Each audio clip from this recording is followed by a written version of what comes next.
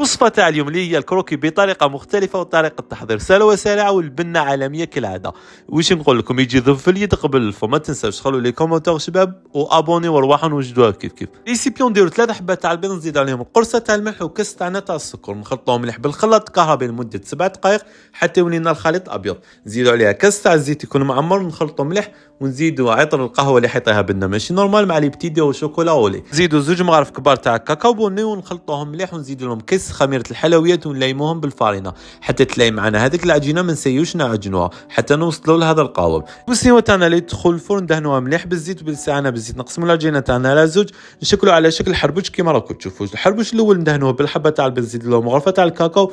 اما الحربوش الثاني نخلوه كيما راه ونطيبوه على 180 درجة حتى يبدا التحميرة وينشق معنا. ما يبرد معنا هذاك الكروكي، واحد كلاسيتو بالشيكولا ولي وزيت له زيكزاك وشيكولا نوار، واحد خليته سام. نتلاقاو في وصفة جديدة والسلام عليكم.